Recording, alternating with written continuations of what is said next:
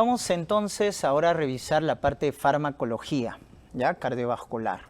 Entonces, primero lo he dividido por grupos farmacológicos, ¿ya? Y luego desde el punto de vista clínico, ¿no? De acuerdo a las patologías. Entonces, acá vamos a ver los fármacos que bloquean el sistema renina-angiotensina-aldosterona, ¿ya? Y tenemos tres grupos de fármacos acá. Los que directamente inhiben a la renina, ¿ya? Los famosos YECAs, ¿no es cierto? Los que te bloquean a la ECA, que ya saben está presente en el endotelio de los vasos, y los ARA2, o también llamado BRAT, porque son los que bloquean los receptores de la angiotensina 2, que vienen a ser los receptores AT1.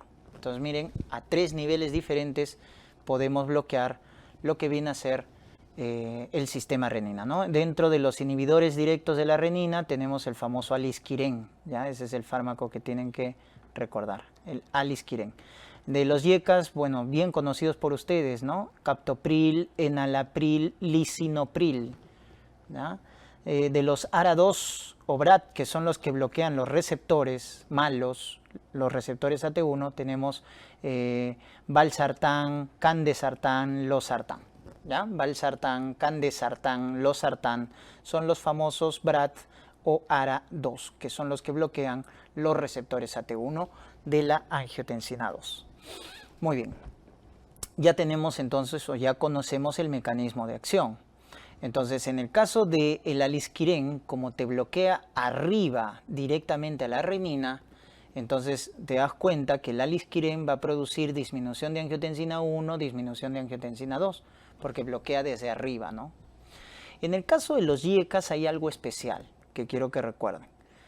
Los YECAs te van a disminuir la síntesis de la angiotensina 2, porque bloquean la enzima que lo produce, que es la ECA.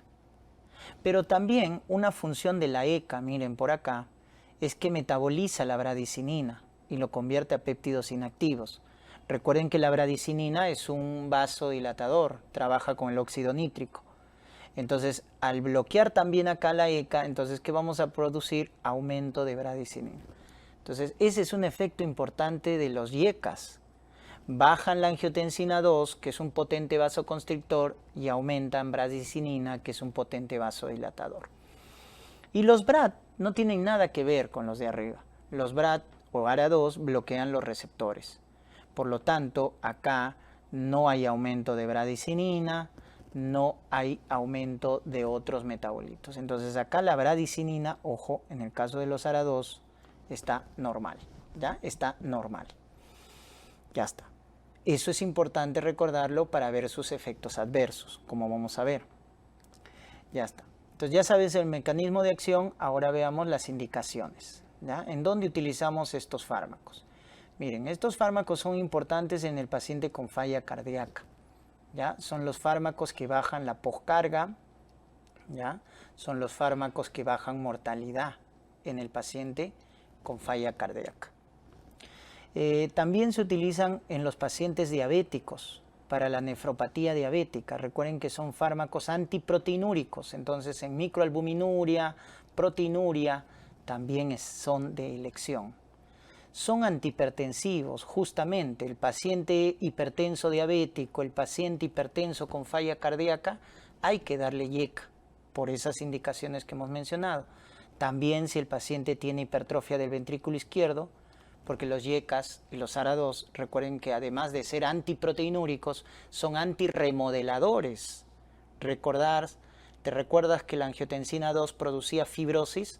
Entonces, al bloquearla es un antirremodelador. Por eso en hipertrofia ventrículo izquierdo, un paciente con infarto y además tener hipertensión, es indispensable el uso de los YECAs, ¿no? Entonces, esas son las indicaciones, ¿ya? También en el hipertenso con falla renal crónica.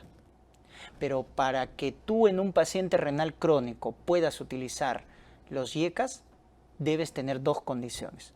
Uno, que la tasa de filtración sea más de 30 mililitros por minuto y que los niveles de potasio estén normales o bajos, menos de 5.5. Si el potasio está normal y la tasa de filtración es más de 30, puedes dar YECAs para controlar la presión en un paciente con falla renal crónica, ¿ya? Muy bien, entonces Por ahí van las indicaciones de estos fármacos, ¿correcto? Por ahí. ¿Y cuáles son sus reacciones adversas? Sus reacciones adversas, la más frecuente, recuerden que es la tos seca vespertina, que es por el aumento de bradicinina. Esto lo vemos con los YECAS, más no con los ARA2. Entonces, ¿por qué? Porque los YECAS son los que producían el aumento de bradicinina. Los ARA2 no producen aumento de bradicinina, por eso estos efectos adversos son los que se ven con los YECAS, y eso es lo que tienes que tener en cuenta. Ahora, la más grave es, ¿no es cierto?, el angioedema. El angioedema es el más grave. Ya está. Esto se ve con los YECAS, más no con el ARA2. Contraindicaciones. ¿Cuándo están contraindicados los YECAS? En el embarazo. La gestante no puede utilizar ninguno de estos fármacos. Son de la clase D de la FDA. Por lo tanto, hay contraindicación, ¿no?, relativa, porque tienen efecto teratogénico.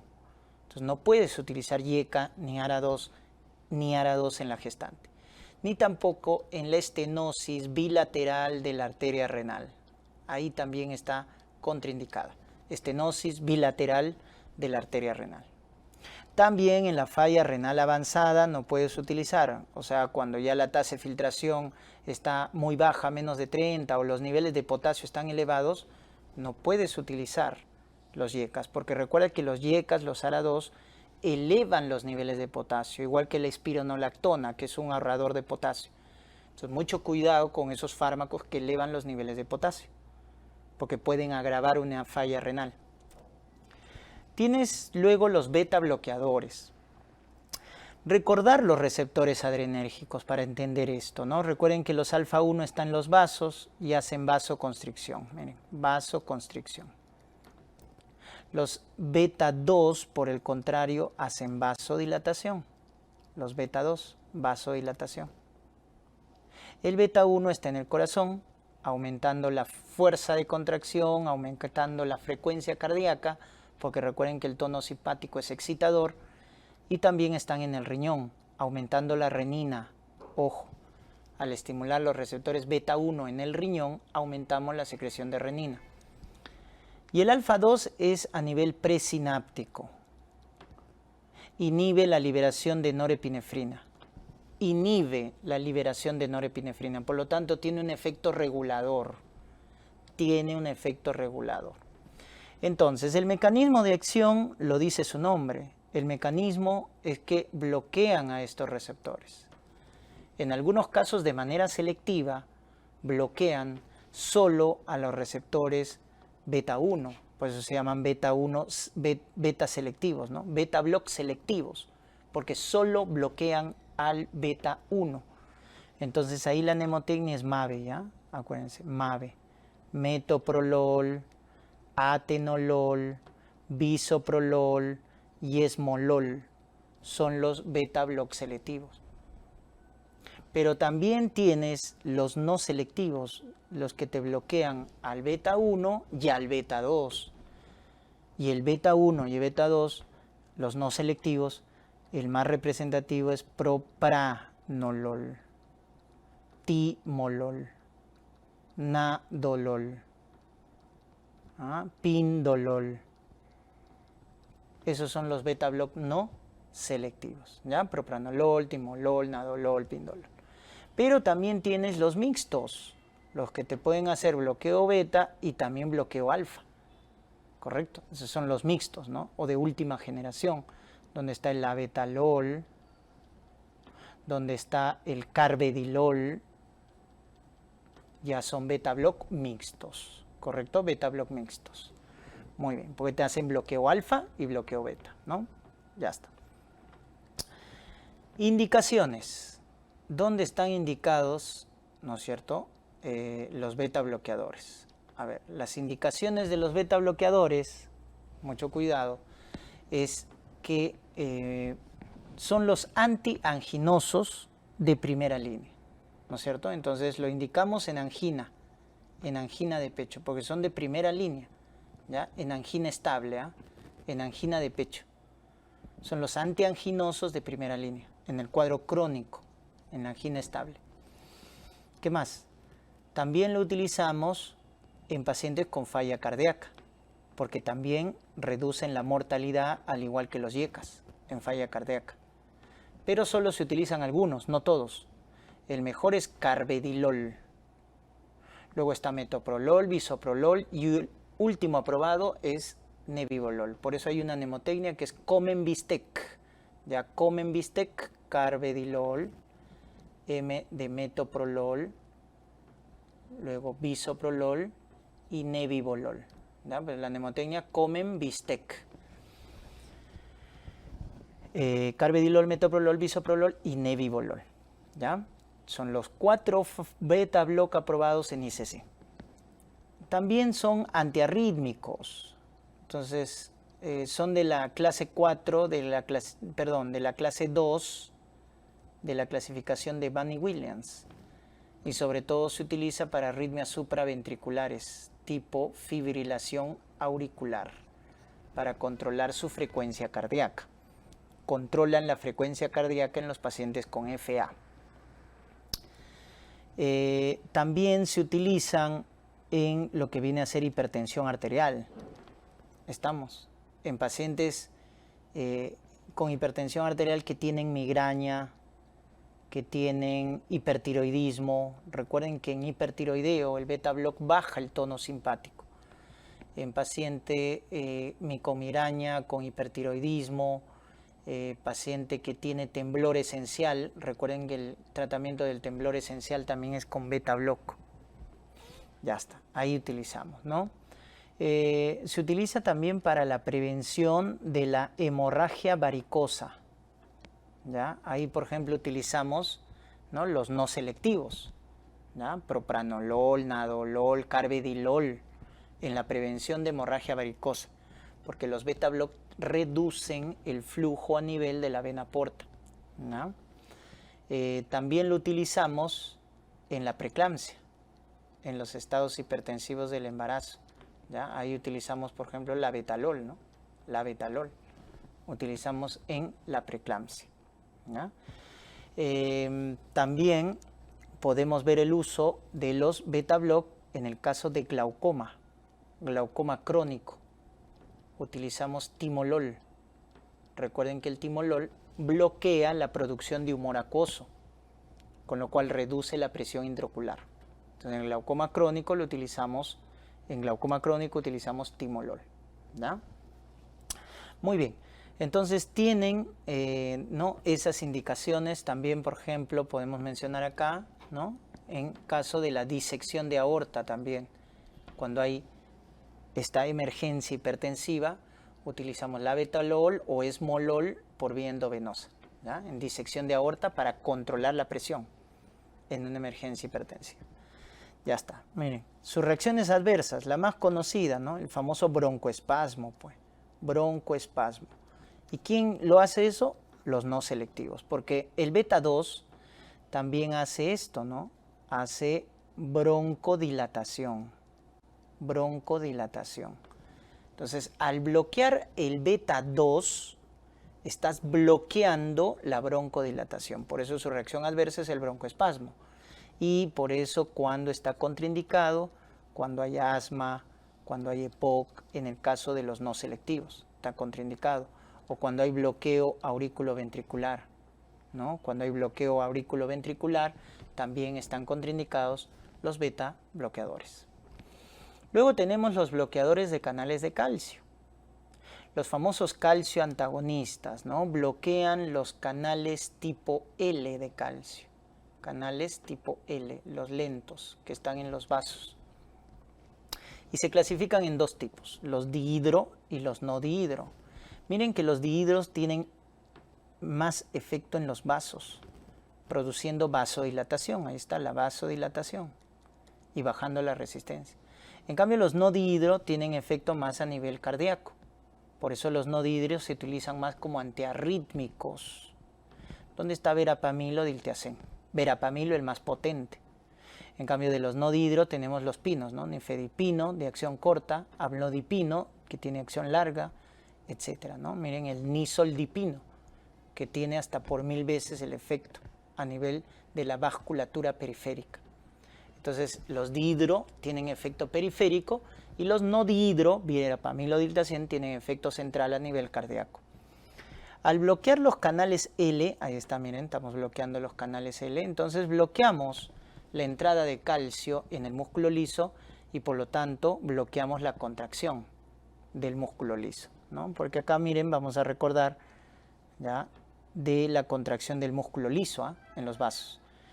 Entonces el músculo liso de los vasos, al igual que el músculo, en este caso cardíaco, depende del calcio extracelular, ¿no? Porque, como pueden ver, el calcio extracelular ingresa, se une con la calmodulina, ¿ya?, en el citoplasma.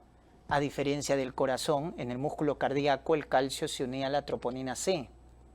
Acá se une con la calmodulina y este complejo es el que finalmente activa a enzimas llamadas quinasas que van a fosforilar. Y estas quinasas lo que hacen es fosforilar las cadenas de miosina, con lo cual la miosina con la actina interactúan, produciendo la contracción del músculo liso. Es importante esa fosforilación y para activar esas enzimas llamadas quinasas tiene que unirse el calcio con la calmodulina. Entonces el calcio es que le inicia toda la cascada. Entonces estos fármacos lo que hacen es acá, bloquear los canales de calcio, ¿ya? Bloquear los canales de calcio. ¿Estamos? Muy bien. Entonces, ¿en qué casos lo indicamos? Indicaciones de los calcio antagonistas. Bueno, lo podemos indicar en paciente con hipertensión arterial, sobre todo cuando tiene, por ejemplo, fenómeno de Raynaud, cuando tiene angina de Prinzmetal, que es producido por vasoespasmo coronario. Los calcio antagonistas son buenos vasodilatadores también a nivel del corazón. Por eso lo indicamos en angina de Prinzmetal, es su tratamiento de elección. O en fenómeno de Raynaud, que es un estado de vasoespasmo. Entonces, en esos estados, hipertensión con fenómeno de Raynaud, hipertensión con angina de Prinzmetal, va muy bien calcio antagonistas. Lo utilizamos como antiarrítmicos, los no dihidro, ¿no? Antiarrítmicos de clase 4 para arritmias supraventriculares tipo FA, igual que el beta block, para controlar la frecuencia cardíaca en el FA. Lo utilizamos como antiarrítmicos, lo utilizamos como tocolítico y como antihipertensivo en preeclampsia. ¿Quién cumple esas características? Nifedipino. Recuerden que el nifedipino es el tocolítico más potente y también lo utilizamos en estados hipertensivos del embarazo como antihipertensivo, ¿ya? Entonces, nifedipino, ¿no? Prevención del vasoespasmo en hemorragia subaracnoidea aguda, el nimodipino. Nimodipino. Prevención del vasoespasmo en hemorragia subaracnoidea. También lo utilizamos en acalasia, en espasmo difuso del esófago. Como acá hay mucha contracción, en el caso de la acalasia hay una contracción excesiva del esfínter esofágico inferior y en el espasmo difuso hay una contracción excesiva del cuerpo del esófago. Entonces también ahí utilizamos como parte de manejo médico calcio antagonistas, ¿no? Nifedipino, ¿ya? Nifedipino. Muy bien, entonces esas son las indicaciones que le damos, ¿no es cierto?, a los calcio antagonistas. Su reacción adversa más frecuente, el edema, ¿correcto? El edema que se ve en los pacientes que consumen calcio antagonistas. También se observa en el caso de los dihidropiridínicos, ¿ya?, se produce taquicardia refleja, que se ve en los dihidropiridínicos, más no en los no dihidro, porque los no dihidro causan bradicardia, ya que frenan al nodo auriculoventricular. Entonces los no dihidro causan bradicardia, pero los dihidro producen taquicardia refleja. Ya está, producen estreñimiento también, constipación, ¿ya? Muy bien. Contraindicaciones, donde no puedes utilizar calcio antagonistas, falla cardíaca sistólica. Está contraindicada si hay falla cardíaca sistólica. Luego tenemos lo que viene a ser los nitratos. Los nitratos son un grupo de fármacos que se utilizan para la angina, ¿no? Se utilizan para la angina. Miren su mecanismo de acción. Son dadores de óxido nítrico. Esos son los nitratos. Son dadores de óxido nítrico. Producen óxido nítrico. Recuerda que el óxido nítrico produce como segundo mensajero al GMP cíclico, y el GMP cíclico, miren, estimula lo que viene a ser la desfosforilación, porque activa a fosfatasas y hace la desfosforilación de la miosina. Y si la miosina no está fosforilada, entonces se relaja el músculo liso. Para que se contraiga el músculo liso debe haber una fosforilación, ¿ya? Entonces miren cómo acá el óxido nítrico, a través de su segundo mensajero, que es el GMP cíclico, produce relajación del músculo liso, produciendo vasodilatación.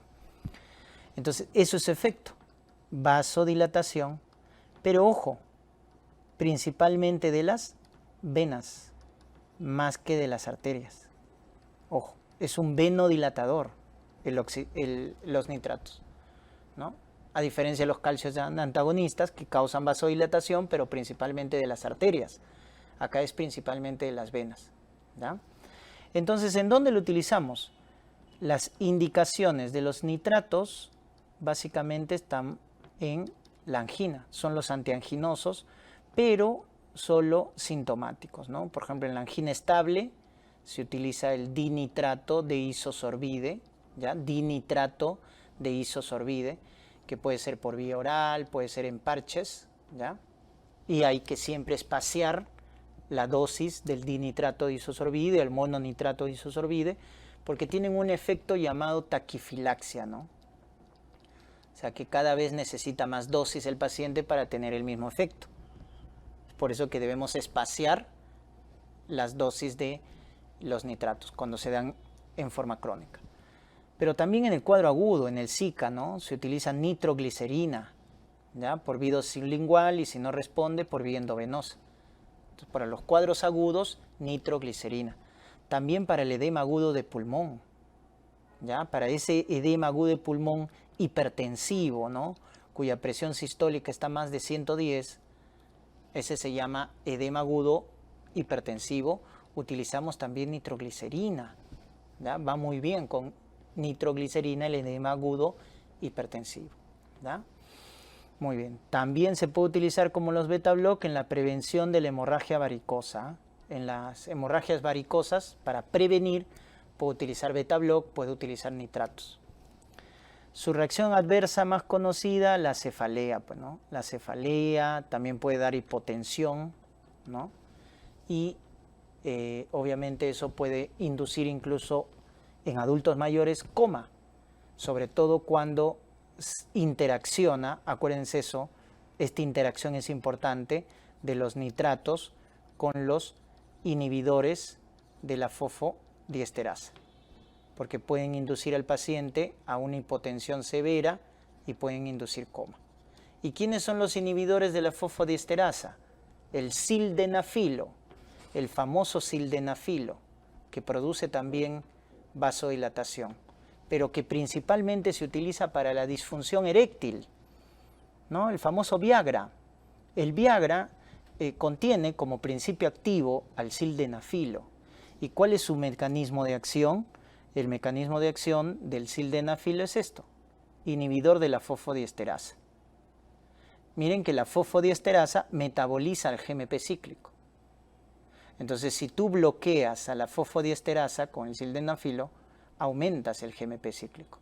Entonces, al dar nitrato, que produce más GMP cíclico, y al dar un inhibidor de fosfodiesterasa, potencias más la producción de GMP cíclico, con lo cual, si juntamos ambos, entonces hay mucho GMP cíclico que puede inducir una hipotensión severa que lo puede llevar a coma al paciente, ¿ya? Por eso mucho cuidado. El urólogo, antes de recomendar el uso de sildenafilo para la disfunción eréctil, primero pregunta si el paciente tiene angina o está tomando nitratos, ¿no?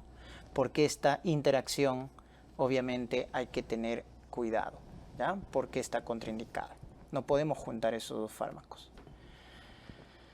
Luego tenemos acá los nitratos. Los inotrópicos.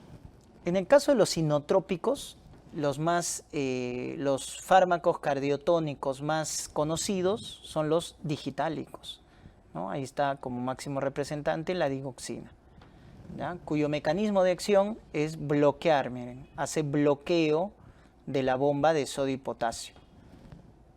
Al bloquear la bomba de sodio y potasio, recuerda que la bomba saca 3 sodios y mete 2 potasios. Entonces, al bloquear, se despolariza la membrana del miocito. ¿Por qué? Porque acuérdate que la bomba de sodio y potasio es el que establece el potencial de reposo. Si lo bloqueamos, entonces la carga se invierte.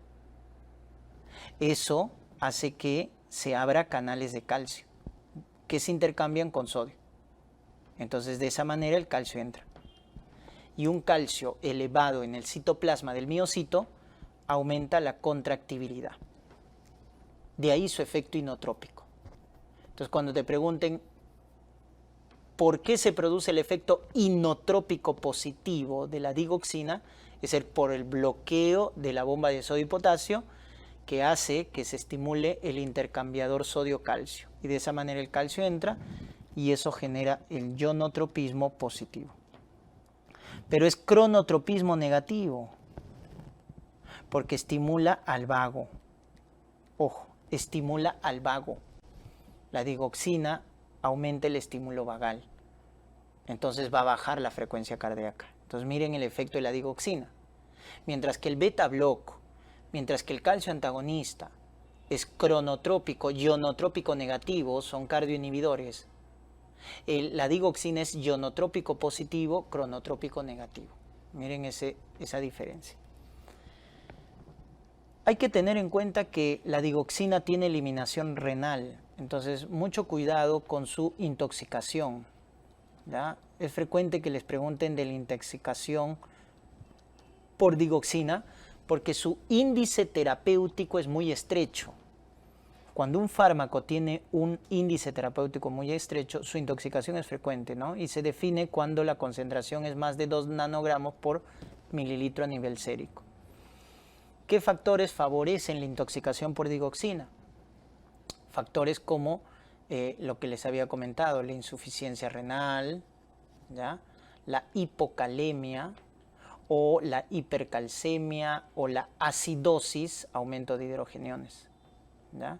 La hipoxia, la insuficiencia respiratoria. También el hipotiroidismo. El hipotiroidismo potencia o favorece la intoxicación por digoxina. Entonces miren esos factores: insuficiencia renal, insuficiencia respiratoria, acidosis, hipocalemia, hipercalcemia, hipotiroidismo o la combinación con otros fármacos. Cuando tú juntas digoxina con estos fármacos, que la mnemotecnia es a ver quién, ¿ya? A ver quién. Amiodarona, verapamilo y quinidina. Amiodarona, verapamilo y quinidina. Mucho cuidado, porque esos 3 fármacos pueden condicionar la intoxicación por digoxina.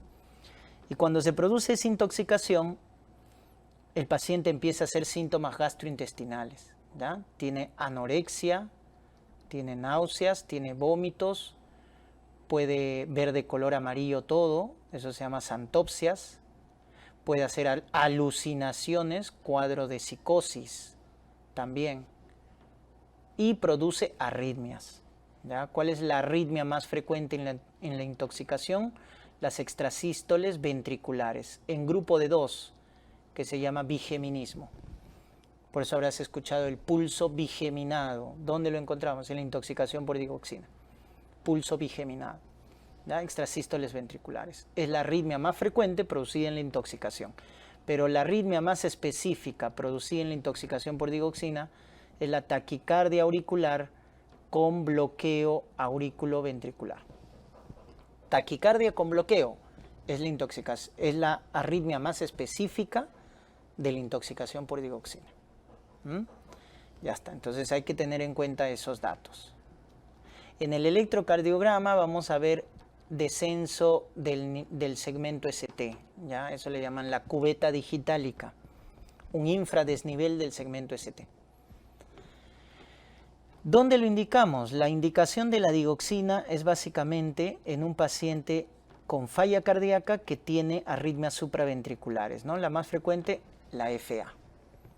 Cuando un paciente tiene fibrilación auricular asociado a falla cardíaca y quieres controlar su frecuencia cardíaca de esta arritmia, ahí le das digoxina, ¿ya? Porque si a ti te dicen, ¿con qué controlas la frecuencia cardíaca de un paciente que está fibrilando? Con beta block. Si no puedes darlo, calcio antagonistas. Con eso controlas la frecuencia cardíaca. Pero si el paciente con FA tiene falla cardíaca asociada, ahí es donde empleas digoxina, ¿ya? Ahí es donde empleas digoxina. Muy bien. Otros inotrópicos tenemos acá lo que viene a ser un fármaco sensibilizador de los canales de calcio, para que entre más calcio y aumente la fuerza de contracción. Ese fármaco recibe el nombre de levosimendan. Levosimendan, ¿ya? Es un sensibilizador de calcio. Otro, también por acá, es el inhibidor de la fosfodiesterasa 3. Si tú inhibes la fosfodiesterasa 3, aumentas el AMP cíclico, y si aumentas el AMP cíclico, aumentas las quinasas que fosforilan y más contracción. Entonces, ¿quiénes son los inhibidores de la fosfodiesterasa 3? Milrinona. Milrinona.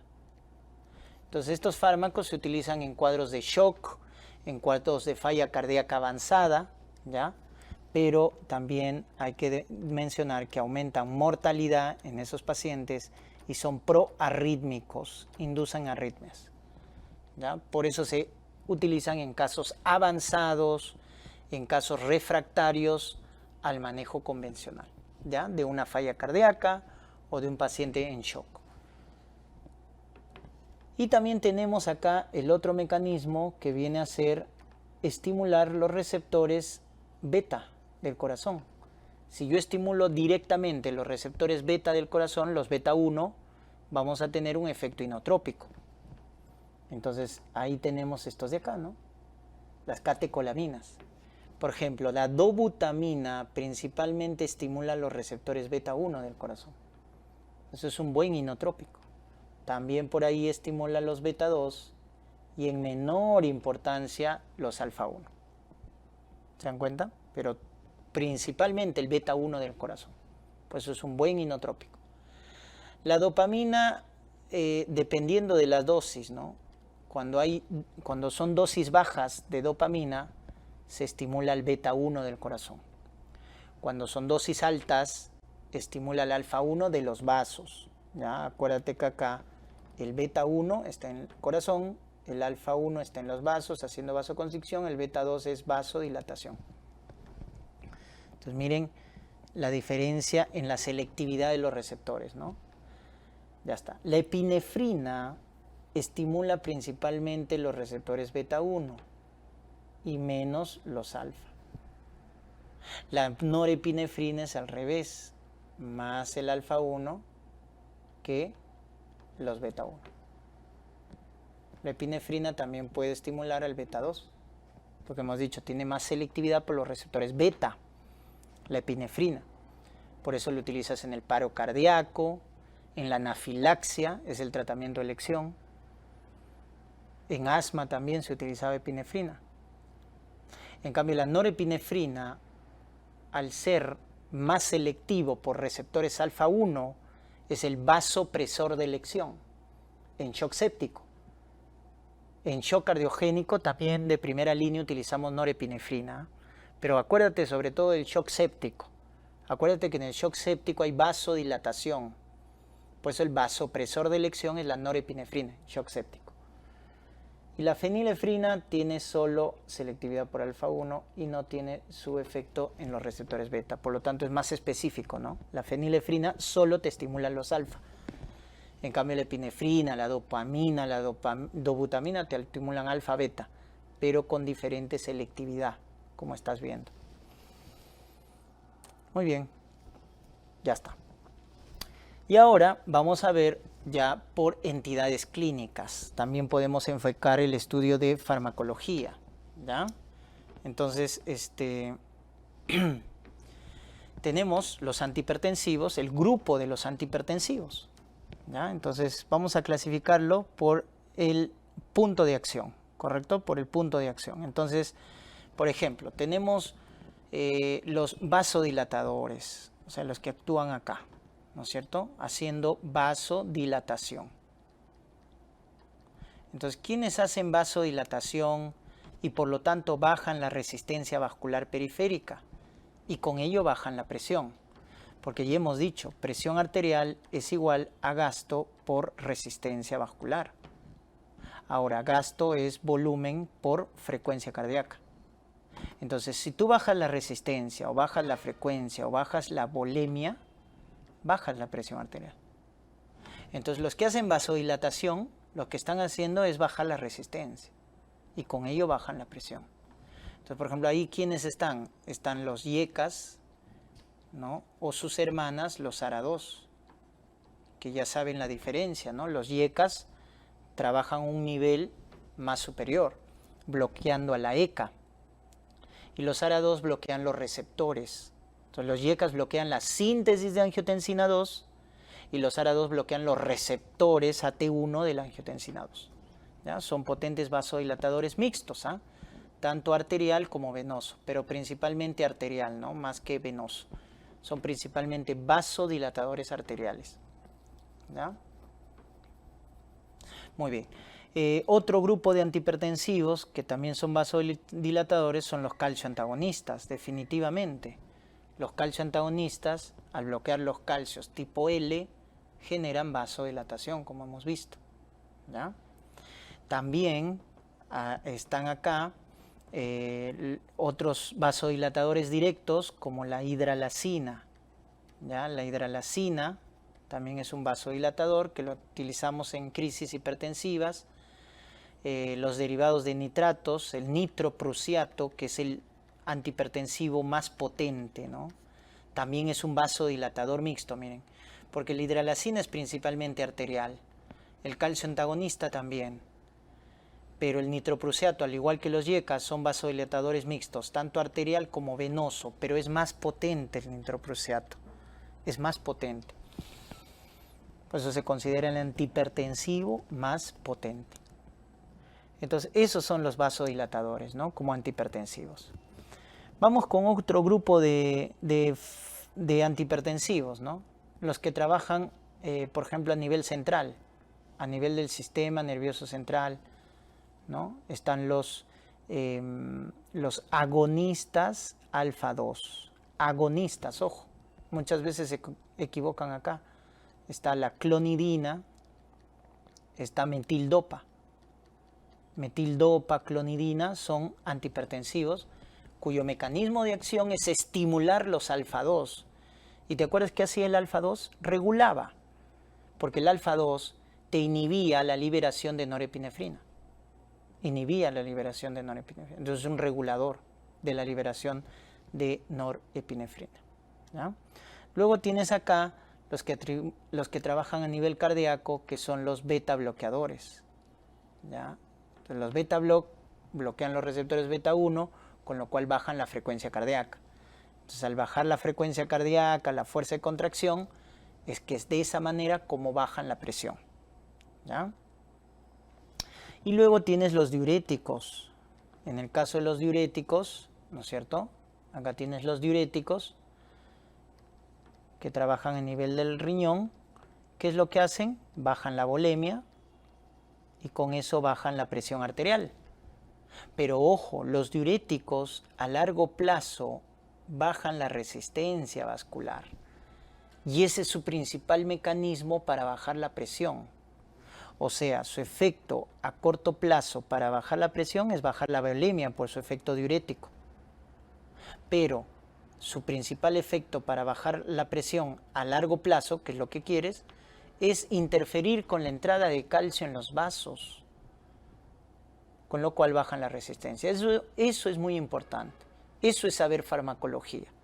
Cuando te pregunten, ¿por qué los diuréticos, no? Las tiazidas, pues los más conocidos, ¿no? Las tiazidas, la hidroclorotiazida. ¿Por qué baja la presión? No tanto por reducir la volemia, sino por reducir la resistencia. Ese es su principal efecto, ¿ya?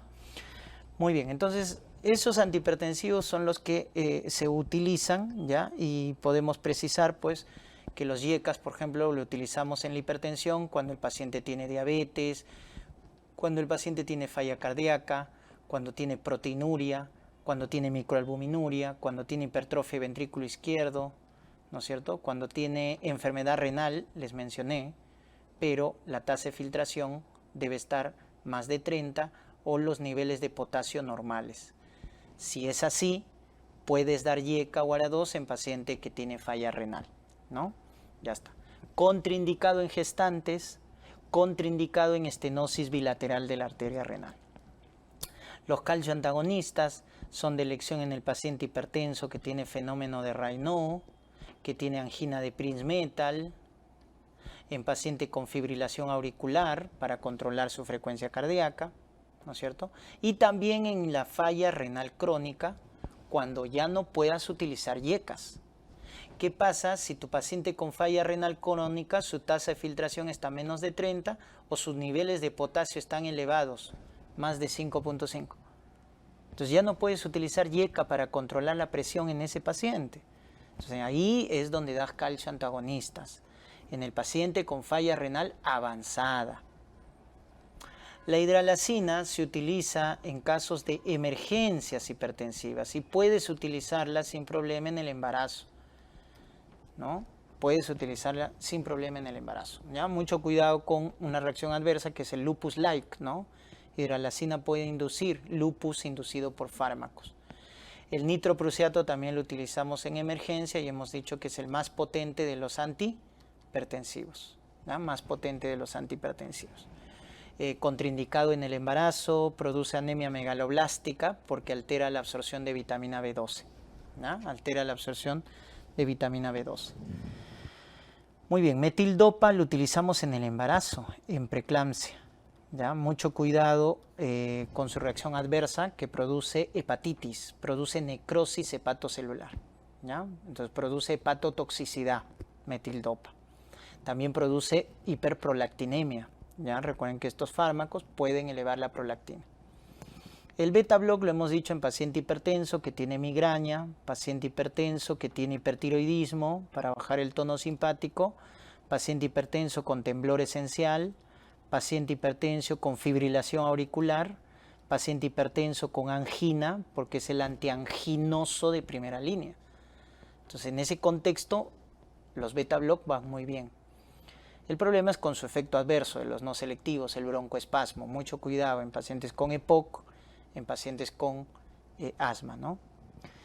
Tiazidas va muy bien en el paciente hipertenso de raza afroamericana, ¿ya? En el paciente hipertenso con osteoporosis, porque recuerden que las tiazidas son los únicos diuréticos que empleas o que permiten la reabsorción de calcio. Por eso lo utilizas en hipertenso con osteoporosis, también cuando tiene cálculos de oxalato de calcio, acuérdense, porque trata la hipercalciuria, ya que las tiazidas reabsorben calcio, ¿ya? También en el paciente hipertenso adulto mayor va muy bien las tiazidas como manejo de la hipertensión, ¿ya? Mucho cuidado en pacientes con gota, porque la tiazida eleva el ácido úrico. Mucho cuidado en pacientes con dislipidemia. Está contraindicado en pacientes con gota porque eleva el ácido úrico, en dislipidemia porque eleva colesterol, triglicéridos, ¿no? Ojo que puede producir plaquetopenia, puede producir pancreatitis aguda, ¿no? Como reacciones adversas, ¿ya? Y está contraindicado en gota y en dislipidemia. Ya está. Esos entonces son los grupos de antihipertensivos. Pasamos al grupo de los antiarrítmicos. Y acá podemos ver, ¿no? Podemos ver entonces que tenemos, según la clasificación de Van y Williams, esta es la clasificación de Van y Williams, 4 grupos, ¿ya? El grupo 1 son los que bloquean los canales de sodio. Este es el grupo 1, bloquean los canales de sodio, ¿no? El 2 son los beta-block, el 3 son los bloqueadores de potasio y el 4 son los bloqueadores de canales de calcio, ¿ya? Por eso, por ahí una mnemotecnia es solo beben potajes calientes, ¿ya? Acuérdate, ¿ya? Solo canales de sodio, grupo 1, beben beta bloqueadores, grupo 2, potaje, bloqueadores de canales de potasio, grupo 3, caliente, los calcio antagonistas, grupo 4. ¿Ya? Es la mnemotecnia para que se acuerden. Muy bien, los representantes, miren, en el grupo 1A está quinidina, ¿ya? Está procainamida, el que más se usa, ¿no? Procainamida, ¿ya? En el 1B está lidocaína, ¿no? Y en el 1C está flecainida, propafenona, ¿ya? En el grupo 2 están todos los beta-block, está carvedilol, metoprolol, bisoprolol, propranolol. Y en el grupo 3 está la amiodarona, miren, amiodarona, ¿no? Un beta-block también está en el grupo 3, es la excepción, sotalol. Sotalol es el beta-block que está en el grupo 3, no en el 2. Y en el 4 están los calcio antagonistas no dihidropiridínicos, verapamilodiltiazem. Verapamilodiltiazem, ¿ya? Esos son los representantes. Ya está. El mecanismo de acción tienen que acordarse de acuerdo al potencial de acción. Por ejemplo, los del grupo 1, ¿dónde trabajan? Acá, pues. Clase 1, bloquean los canales de sodio. ¿Y dónde se abren los canales de sodio? En la fase 0 del potencial de acción. ¿Se acuerdan que en la fase 0 se despolarizaba porque entraban los iones sodio? Entonces ahí trabaja los de clase 1, ¿no? En la fase 0. Los de clase 2 bajan el automatismo y eso se ve en la fase 4. Pero de nuestros marcapasos, del nodo sinusal, del nodo AB, ¿se acuerdan que en el nodo sinusal, nodo AB, la fase 4 tenía una pendiente porque tenían una despolarización espontánea? Entonces ahí miren, en la fase 4, clase 2, ¿ya? La fase 3, los antiarrítmicos de clase 3 trabajan en la fase 3. Miren, ahí sí hay una correlación, porque bloquean los canales de potasio, y recuerden, los canales de potasio se abrían para la repolarización en la fase 3. Y luego 4, bueno, en la fase 2 o de meseta, porque son los calcio antagonistas, ¿no? Los calcio antagonistas, ¿ya? Entonces, de acuerdo al potencial de acción, ahí hemos visto dónde actúan, ¿no? Dónde actúan. Ahora, lo que quiero que vean más o menos acá es esto. Miren, los del grupo 1A, ¿ya? Que tienen acción intermedia, miren lo que hacen con el potencial de acción, miren. Ahí están con las líneas discontinuas de rojo, miren. Entonces, ¿qué es lo que están haciendo acá? Están volviendo más lento el potencial de acción. Entonces, al volver más lento el potencial de acción, recuerden que se puede prolongar el intervalo QT y aumentan la duración del periodo refractario, ¿no? Porque miren, al aumentar vuelven lento la despolarización y aumenta el periodo refractario, porque se está yendo más hacia la izquierda. Entonces, esa propiedad hace que sean antiarrítmicos, ¿no? Porque está aumentando el periodo refractario, pero hay un problema acá, que al volverlo lento el impulso eléctrico, entonces pueden prolongar el intervalo QT, y ahí hay un problema, porque cuando tú prolongas el intervalo QT, puedes producir torsades de Points, y ese es el gran problema del grupo 1A, que pueden producir torsades de Points. En el caso del grupo 1B, que tienen acción rápida, ¿no? Da la lidocaína, miren lo que hace. Acá no. Acá lo que van a hacer es que el periodo refractario disminuye. ¿Pero qué parte del periodo refractario? La fase 3, o sea, disminuye el periodo refractario relativo, que es donde el corazón se podía excitar. En cambio acá aumenta el periodo refractario absoluto, que es cuando el corazón no podía excitarse. Entonces va ahí la diferencia, ¿no? De su efecto antiarrítmico.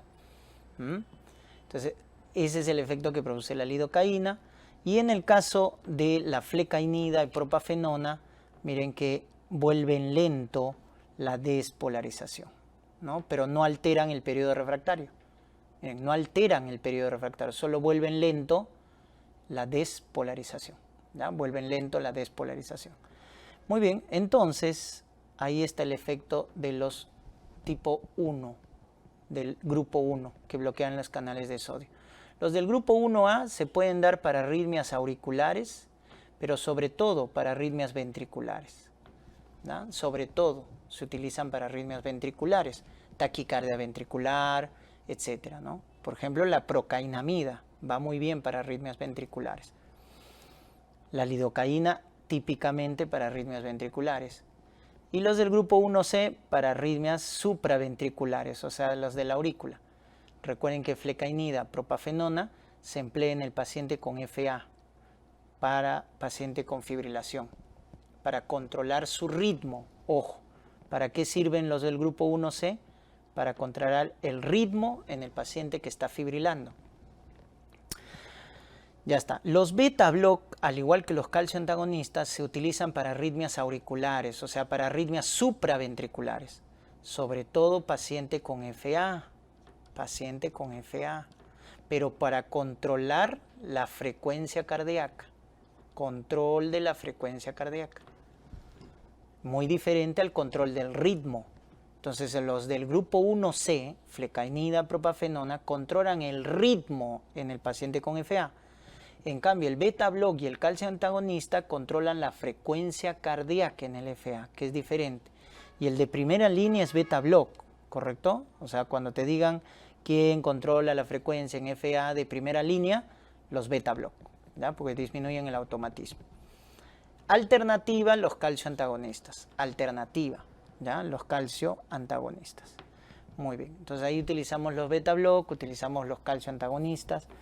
Ahora, los beta block también se pueden emplear para arritmias ventriculares, sobre todo para prevenirlas en un paciente que tiene infarto agudo de miocardio. Va muy bien. Cuando un paciente tiene infarto, le damos beta block como antianginoso y además previene arritmias. Y eso mejora el pronóstico del paciente, ¿ya? Y los del grupo 3 son de amplio espectro. Amiodarona, sotalol son de amplio espectro. Lo puedes dar para arritmias auriculares, pero sobre todo ventriculares. Ahí está su uso, ¿no? El gran problema de la amiodarona es muy buen antiarrítmico, te puede tratar cualquier arritmia, pero el gran problema son sus efectos adversos, ¿ya? Produce disfunción tiroidea, puede producir hipotiroidismo o hipertiroidismo, puede generar fotosensibilidad, puede generar cirrosis a largo plazo o la peor, más grave, la fibrosis pulmonar, ¿no? Fibrosis pulmonar, ¿ya? Recuerden que contiene yodo la amiodarona, por eso es que produce disfunción tiroidea. En el grupo de los antianginosos hay que recordar, en la angina el flujo a nivel del miocardio está disminuido. Entonces, ¿cómo podemos mejorar eso? Allá podemos mejorar a nivel central, ¿no? A nivel cardíaco, con los beta bloqueadores, que son los antianginosos de primera línea. O los calcio antagonistas, que hacen vasodilatación arterial. O los nitratos, que son venodilatadores.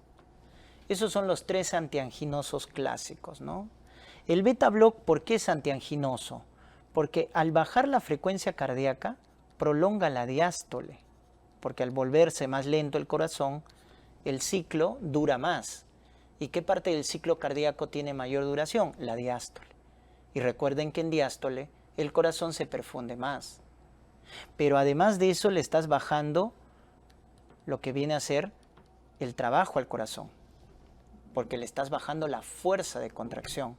Entonces, si le bajas la contractibilidad, le estás haciendo trabajar menos al corazón y por lo tanto va a necesitar menos oxígeno.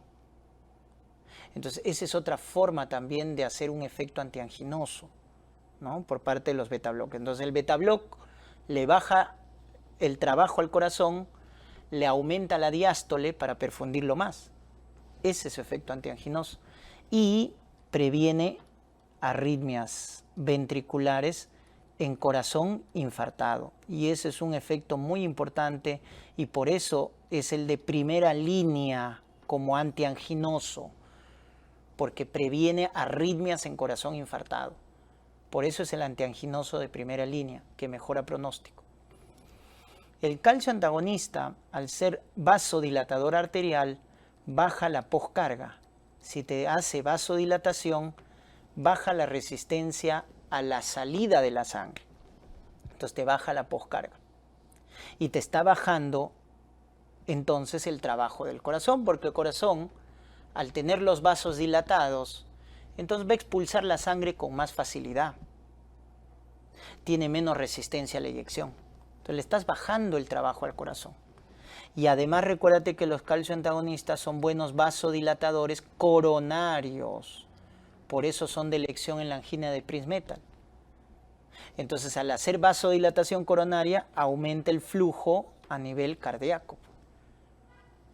Y los nitratos son principalmente venodilatadores, con lo cual al ser venodilatadores te bajan la precarga, que es el otro trabajo del corazón, ya que el otro trabajo del corazón es llenarse de sangre. Entonces los nitratos bajan la precarga, bajan el llenado del corazón, porque al hacer venodilatación la sangre se acumula en las venas. Recuerden que las venas son reserva de volumen. Entonces ese es el efecto antianginoso de los nitratos, bajar la precarga, ¿no? Por eso también en algunos casos se emplea en edema agudo de pulmón. Ya lo habíamos dicho, la nitroglicerina lo damos en edema agudo de pulmón, ¿no es cierto? Porque bajan la precarga, sobre todo hipertensivo, ¿no? Ya está. Entonces ahí tienen los 3 antianginosos típicos: beta bloca la cabeza, alternativa calcio antagonista, o simplemente el sintomático, que es el nitrato. El nitrato es el único que no mejora pronóstico en la cardiopatía isquémica, solo es sintomático. Bueno, luego hay otros antianginosos modernos, como la trimetazidina. La trimetazidina, doctores, lo que hacen es bloquear la beta oxidación de ácidos grasos. ¿Qué es lo que consume el miocito cardíaco para producir ATP? Acuérdense que el músculo cardíaco consume ácidos grasos para producir ATP, pero consume bastante oxígeno. Ese es el gran problema. Pero cuando el corazón está sano, el corazón se da el lujo de consumir ácido graso para producir ATP a costa de bastante consumo de oxígeno. Pero si tiene isquemia, si tiene angina, no puede darse ese lujo. Entonces la trimetazidina bloquea la beta oxidación de ácidos grasos, que consume bastante oxígeno para producir ATP, y estimula el consumo de glucosa como fuente energética, que también te produce ATP, pero a costa de poco oxígeno. Esa es la diferencia. Entonces la trimetazidina es un fármaco antianginoso que cambia el metabolismo del miocardio a favor de glucosa para producir ATP, pero a costa de bajo consumo de oxígeno. Y la ivabradina es otro antianginoso que bloquea la corriente eléctrica en el nodo sinusal, esa corriente a base de iones sodio, ¿correcto? En el nodo sinusal. Con lo cual, si te inhibe la corriente eléctrica del nodo sinusal, este se hace más lento, generando bradicardia, y la bradicardia que prolongaba la diástole, y el corazón se nutre en diástole. Entonces de esa manera aumenta la perfusión. ¿Ya? Son otros antianginosos. Muy bien. Y finalmente tenemos la farmacología en el paciente con falla cardíaca. Para eso es importante entender, ¿no?, la fisiopatología. ¿Qué se produce en la falla cardíaca? Miren, en la falla cardíaca, doctores, recuerden que el tono simpático está aumentado, el tono simpático en un corazón con falla cardíaca. Está aumentado el sistema renina-angiotensina-aldosterona. Entonces, las catecolaminas, la angiotensina 2 están aumentados en un paciente con falla cardíaca. Y estos dos sistemas a largo plazo producen efectos deleterios en el corazón. Entonces, ¿qué hay que hacer en el paciente con falla cardíaca? Hay que bloquearlos, pues. Hay que bloquear al tono simpático, hay que bloquear al sistema renina. Eso es lo que hay que hacer en el manejo de la falla cardíaca. Entonces, bloqueando el sistema renina, ¿quiénes son? Los YECAS, los ARA2, son los que bloquean al sistema. Porque por eso son los fármacos que bajan la poscarga principalmente, ¿no? YECA, captopril, enalapril, lisinopril, ¿no?, CEL, y ARA2, Bacalo. valsartán, candesartán, losartán. Entonces estos fármacos son los pilares en el tratamiento de la falla cardíaca, porque te inhiben al sistema renina-angiotensina, que está muy hiperactivado en el paciente con falla cardíaca. Y de paso son antirremodeladores, porque recuerda que la angiotensina 2 producía fibrosis. Es por eso que estos fármacos, YECAS y ARA2, bajan mortalidad. Ojo, bajan mortalidad, porque son antirremodeladores. Luego tenemos los beta bloqueadores. Los beta block también se utilizan en el paciente con falla cardíaca. Te bloquean el tono simpático. Ya te dije, comen bistec, ¿no? Comen bistec. Solo 4 beta block están aprobados en ICC. Carvedilol, metoprolol, nebivolol y bisoprolol. Solo esos 4 están aprobados en ICC. Y también te bajan la mortalidad, porque acuérdate que la epinefrina, la norepinefrina, al igual que la angiotensina 2, te producen fibrosis del corazón. Entonces también son antirremodeladores los beta block. Por eso te bajan la mortalidad, ¿ya? Entonces hasta ahí tenemos estos dos componentes útiles en el tratamiento de la falla cardíaca. Entonces quiero que vean ahora desde otra perspectiva. Miren, este es el paciente con falla cardíaca, ¿no? Muy sintomático, descompensado. Y si representamos el corazón, ¿no?, de este burrito que tiene falla cardíaca, vamos a ver que la resistencia, miren, que está representado por la pendiente, y lo que está llevando el burrito están aumentados. O sea, lo que les quiero decir es que está aumentado en un paciente con falla cardíaca, está aumentado la poscarga, que está representado por la pendiente, y está aumentado la precarga, que está representado por la carga que está llevando el burrito. Entonces, miren, el paciente con falla cardíaca tiene aumentado la precarga, que es el retorno venoso, y la poscarga, que es la resistencia a la salida de la sangre. Así está el paciente con falla cardíaca, ¿no? Tiene bastante precarga y poscarga. Entonces, ¿qué debemos hacer? En primer lugar, bajarle esto. Hay que bajarle la poscarga. Entonces, le hacemos esto, ¿ves? Bajamos la poscarga, bajamos la resistencia al burrito. ¿Con qué? Con YECA, con ARA2, con eso bajamos la precarga. YECA o ARA2, ¿correcto? Ya está. Pues son los fármacos que están, ¿no es cierto?, de primera línea para el paciente con falla cardíaca. Una vez que le has bajado la poscarga, ahora bájale la precarga, miren. ¿Con qué? Con diuréticos, que básicamente son sintomáticos. Tiazida, si es edema leve, furosemida, si es edema agudo de pulmón. Ojo, los diuréticos solo son sintomáticos, no bajan la mortalidad. A diferencia de los YECAS, ARA2, beta block, que sí te bajan mortalidad. No, los diuréticos solo son sintomáticos. Entonces, con esto ya le has hecho bastante al corazón, le has bajado la poscarga y la precarga. Debería mejorar. Si mejora, como están viendo acá, mejoró, entonces le agregas beta block. Y eso se conoce con el nombre de la trípode del tratamiento de la ICC, ¿no? Le das YECA para bajar la poscarga, diuréticos para bajar la precarga, y si mejora, le sumas beta block. Esa es la trípode del tratamiento del ICC. Pero ¿qué pasa si no mejora? Miren, sigue descompensado.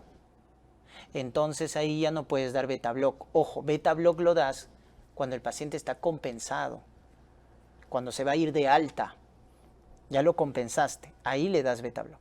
Pero si el paciente sigue descompensado, ahí no le puedes dar beta block. Cuando está descompensado el paciente, lo que le das es los bloqueadores de los receptores de aldosterona.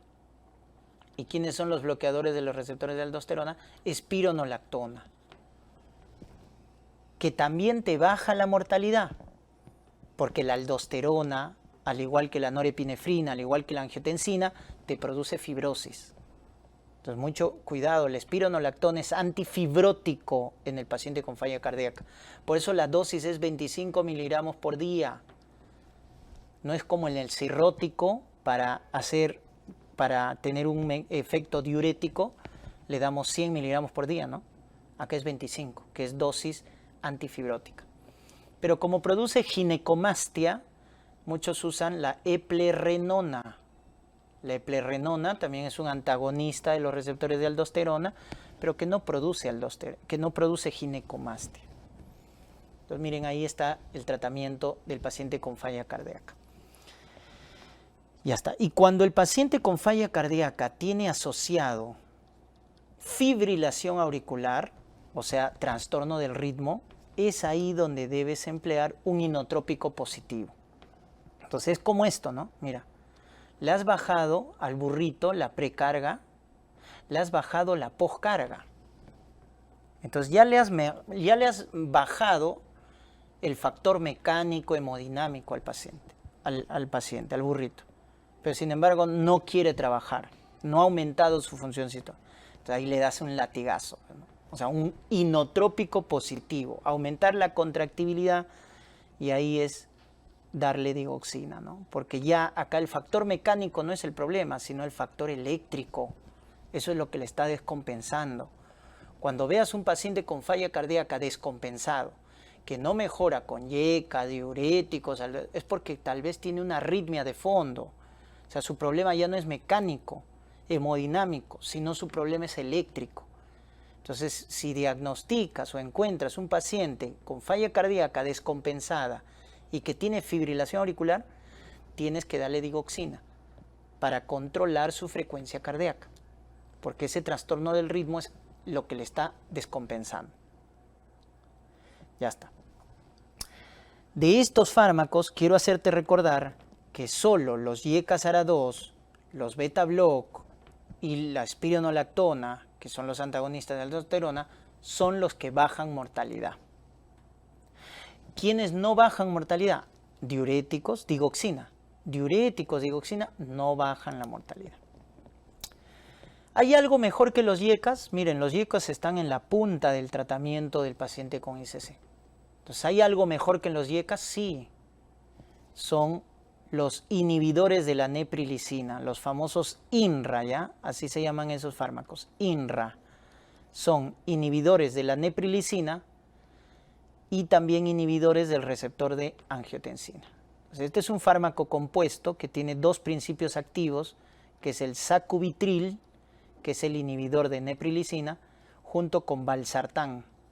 Entonces viene estos dos principios activos, que es inhibidor del receptor de angiotensina. Entonces, ¿por qué un inhibidor de neprilicina? Es que acuérdate que hay alguien que nos defiende en la falla cardíaca, que son los péptidos natriuréticos. Los péptidos natriuréticos le hacen la pelea al tono simpático, a la angiotensina, porque hacen los efectos contrarios.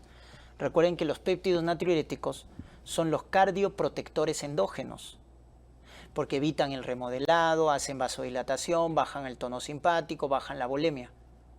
O sea, le dan la contra al sistema simpático y a la angiotensina.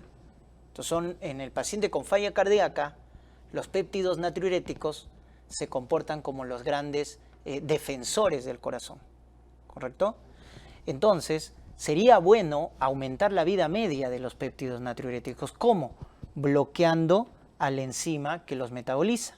¿Y quién es la enzima que metaboliza? La neprilicina. Por eso un fármaco moderno para el tratamiento de la falla cardíaca son los INRA, inhibidores de neprilicina, donde está el sacubitril, inhibidor de los receptores de aldosterona, donde está el valsartán, ¿ya? Y estos también han demostrado bajar la mortalidad, obviamente, porque tienen un ARA2 ahí, ¿no? Incrustado, ¿no? Entonces han demostrado bajar la mortalidad y son mejores que los YECAs. Por eso cuando un paciente con falla cardíaca ves que no mejora con YECA, reemplázalo. Reemplaza con los INRA, que son los fármacos modernos que también se emplean y que incluso han demostrado ser mejor que los YECAs, ¿no? ¿Ya? Son mejores que los YECAs. Muy bien, esa es entonces la farmacoterapia del paciente con falla cardíaca.